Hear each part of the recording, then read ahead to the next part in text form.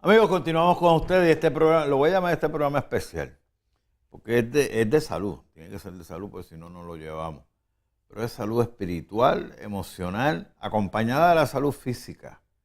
Y yo creo que esto define cada vez que yo digo, no, porque aquí nos encargamos de tu salud física, espiritual, emocional. Hay gente que me dice, pero si lo que están hablando es de enfermedades, no está todo relacionado. Y aquí lo tenemos, estamos hablando de la Biblia, no es libros que encontramos por ahí en una biblioteca citándolo, no es la Biblia. Y todo se origina de ahí. Y eso es lo que estamos hablando hoy, de la verdadera salud, para que te sientas completo. Fíjate que yo te dije hace un rato que la iglesia cristiana ha perdido ese poder y lo ha perdido precisamente, lo ha cambiado por comer carne. O sea, no hay otra razón porque ha desconocido el poder del ayuno. ¿Ve? Y entonces ha permitido que la subyugación del sistema, que no es otra cosa que el emparentar con el sistema. Cuando yo digo subyugación, estoy diciendo que todos hemos sido subyugados por el sistema. Y te voy a poner un ejemplo. Un ejemplo es, por ejemplo, tú coges a un jibarito que se ha criado en el campo, que toda la vida ha estado allí en el campo, y lo traes a la ciudad, y los primeros días se le hace bien difícil adaptarse. Pero con el tiempo ese jibarito se aguza y tú lo ves que se vuelve parte, ¿verdad? Se subyuga con la ciudad y después no quiere volver para el campo porque ya se hizo parte del nuevo ambiente. Pues eso es lo que ocurre, esa subyugación. Estoy escribiendo de eso en el libro en estos días y estoy diciendo cómo somos subyugados por el sistema y el sistema nos va llevando y nos va obligando a cambiar nuestra idiosincrasia y nuestros hábitos que fueron los que estábamos hace un rato hablando cuando comenzamos, hablando de cómo se celebraba la Semana Santa antes y cómo la celebran ahora, porque el sistema ha sido subyugado por la televisión, por la radio, por todas las cosas, y entonces se ha perdido el verdadero valor. La iglesia no ha podido contrarrestar el poder, la iglesia cristiana en general no ha podido contrarrestar el poder tan grande de los medios de comunicación. Pues fíjese, relacionado con eso, que usted lo dijo al principio del programa, como muy bien indica, un mensaje aquí que dice, casualmente ella dice, buenos días, mis adorados doctores. Es que dijo el doctor Norman que las iglesias no oran para que sanen en los enfermos. Es muy cierto. Yo voy a una que nunca hay un llamado al altar para orar por los enfermos. Antes sí había ese llamado. Con el modernismo desapareció. Es bien triste. Yo sé que hay gente que van buscando esa oración y salen vacíos y tristes. Qué dolor en el alma me da. Dios los bendiga. Amén. Y pues posiblemente a algunos no les va a gustar lo que yo estoy diciendo y a otros fíjate que lo afirman, ¿verdad? Porque el que le toca el sayo porque se lo tiene que poner. Claro, hay iglesias que sí oran. Sí, hay algunas que oran. También, pero fíjate que es que los pastores han perdido el poder de curar a los enfermos. Y entonces ellos oran menos. Y las oraciones tú las oyes que como que no pasan del techo de la iglesia para arriba. ¿Por qué? Porque son oraciones vanas que no tienen la fuerza de curación, sencillamente porque no están acompañando esa oración con hechos, con obras. ¿Ve? Y la fe sin obras es muerte. Eso es una combinación que tiene que hacerse, que es igual que el ayuno y oración. El ayuno tiene que ir con oración y la fe tiene que ir con obras. ¿Ve? ¿Cuáles son las obras? ¿Qué obra puede hacer un pastor? Por ejemplo, como hacía Jesús. Jesús lo sacaba del camino y le decía, mira, vete y no peques más para que no te pase algo peor. ¿Por qué? Porque tenía que cambiarles la vida, porque si no, volvían a enfermarse de la misma enfermedad. Eso le pasó a Lázaro. La segunda vez que Lázaro se murió de la misma enfermedad que le había dado la primera vez, que se murió la primera ocasión. Jesús lo resucita, Jesús le vuelve a la vida, pero vuelve a sus mismas costumbres y a su mismo estilo de vida y vuelve a morir más tarde de la misma enfermedad que había muerto a la primera vez. Y eso pues pues es difícil decirlo porque uno dice, ¿qué estoy diciendo? Que ya se había muerto la primera vez y se volvió a morir la segunda vez. ¿Ves? Pero con Lázaro pasó eso porque Lázaro fue resucitado por Jesús.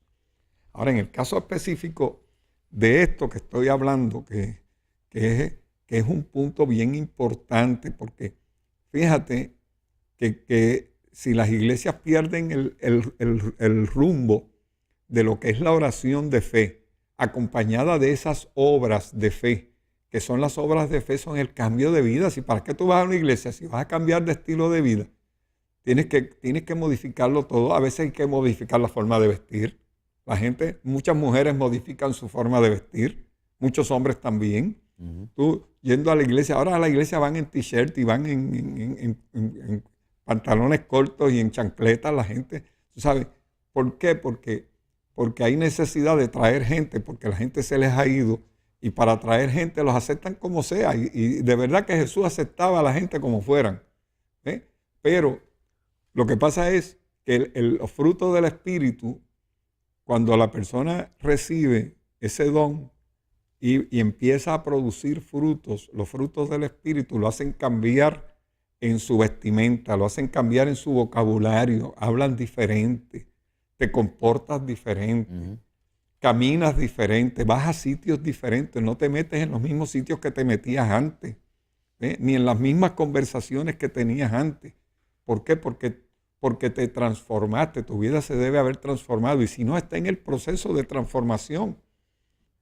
Pero entonces, si no ha habido esa transformación, ese cambio de vida en el que nosotros sabemos que la alimentación es el factor clave y preponderante del cambio de estilo de vida, que es el que va a permanecer, que si se produce ese milagro en tu vida, que va a producir el ayuno. Imagínate tú que tú hagas 20 días de ayuno, 28 días de ayuno, te cures de un cáncer y que cuando ya te curaste del cáncer vuelvas a comer de lo mismo que comías antes, ¿ves? Y que vuelvas a vivir igual que vivías antes, te vuelve el cáncer de nuevo. Claro. En unos cuantos años más ya tú tienes el cáncer otra vez. Lo estás invitando. ¿Ves? ¿Por qué? Porque lo que tú comes, eso es es el reflejo de lo que tú eres. Y lo que tú eres es reflejo de lo que tú comes. Así que mira este texto que está aquí en Isaías 66 para la persona que nos preguntó. Es importante. Dice, mi mano hizo todas estas cosas y así todas estas cosas fueron, dice Jehová. Pero miraré a aquel que es pobre y humilde de espíritu y que tiembla ante mi palabra. Lo miraré. No está comprometiéndose a nada, pero lo va a mirar. Fíjate. El que sacrifica buey es como si matase a un hombre. ¿Viste lo que yo estaba hablando ahorita? Te estaba hablando de ese tema. El que mata un buey es como si matase a un hombre. El que sacrifica oveja como si degollase un perro. Pero fíjate que la gente matan el buey y no van presos. Matan la oveja y no van presos, pero matan el perro y van presos. El que hace ofrenda como si ofreciera sangre de cerdo, el que quema incienso como si bendijese a un ídolo, y que porque escogieron sus propios caminos y su alma amó sus abominaciones, también yo escogeré para ellos escarnio y traeré sobre ellos lo que temieron. Traeré sobre ellos lo que le temían. El miedo. Ahí está lo del miedo. Ahí que está el miedo. Si le temía al Alzheimer, le da Alzheimer. Si le temía al cáncer, le da cáncer. Si le temía a la artritis, le da artritis. Porque llamé y nadie respondió. Hablé y no oyeron, sino que hicieron lo malo delante de mis ojos y escogieron lo que me desagrada, dice Dios. Y ahí está hablando directamente los juicios de Jehová y los resultados. Aquí me llega otro mensaje de texto que dice: saludos, excelente explicación, como siempre de altura. Me quedo con el modelo original de Dios de Génesis 1:29. De vuelta al jardín del Edén. Por muchos años, mi modelo de alimentación y no lo cambiaré jamás. Amén. Amén. ¿Ves qué bonito? Y fíjate que los que viven esto lo saborean. lo disfrutan, lo gozan, ¿ve? Se sienten satisfechos, se sienten llenos de ese espíritu de la naturaleza. ¿Ve? Ayer mismo estábamos en la finca y yo estaba dando una vuelta por todos los caminos de la finca y estaba viendo detalles que otras veces no me fijo en ellos. Estuve viendo cosas que uno dice, son las cosas pequeñas. ¿Ve? Por ejemplo, estuve observando un lagartijo, ¿ve? Y cómo ese lagartijo estaba acechando su comida. ¿Ve? Estuve viendo cosas que uno no acostumbra a ver. ¿Ve? ¿Por qué? Porque a veces hay que poner nuestros ojos en la naturaleza para uno darse cuenta de que es un mundo completo que está alrededor de uno, donde hay otras vidas, ¿ve? Donde hay hormigas y donde hay lagartijitos y donde hay sapitos y hay coquís y hay cosas. Dice, mira cuán variedad de animalitos ha hecho Dios. Hizo Dios y cada uno tiene un propósito. Me decía el otro día uno, mira, hay que acabar con esas hormigas y hay que echarles, qué sé yo qué cosa, un químico allí. Y yo le dije, no, porque si yo saco las hormigas de la finca, entonces me van a venir unas plagas peores. Las hormigas están ahí haciendo un trabajo ecológico específico. Lo que yo tengo que tener es cuidado de no parármele encima de los hormigueros donde ellas viven. Si no me les paro encima del hormiguero donde ellas viven, no hay ningún problema. No tengo problema con ellas porque ellas están haciendo su trabajo ahí. Y entonces, si las saco de la finca, me van a venir otros animales que ellas mantienen a raya. Como por ejemplo, se me llena la finca de arañas pelúas.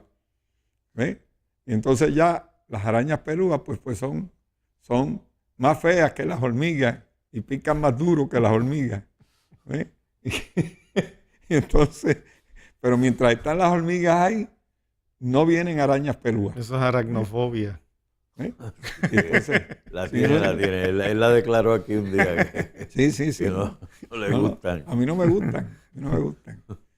Pero para que tú veas que toda la naturaleza es un balance ecológico. El ambiente, todo tiene su razón de ser. Ahí tenemos la finca nuestra. Ahí detrás de ti está, mira, esa es parte de la finca ahí. Ahí la estás viendo. Eso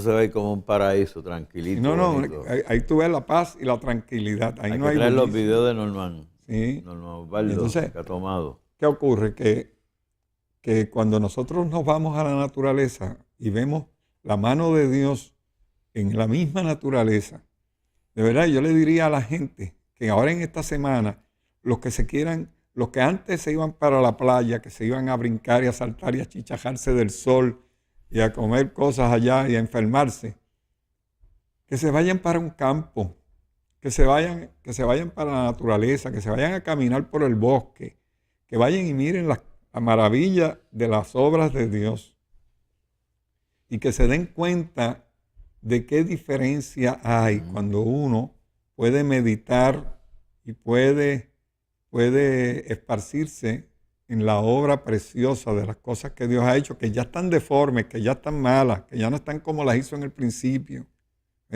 Que todo después del diluvio se cambió.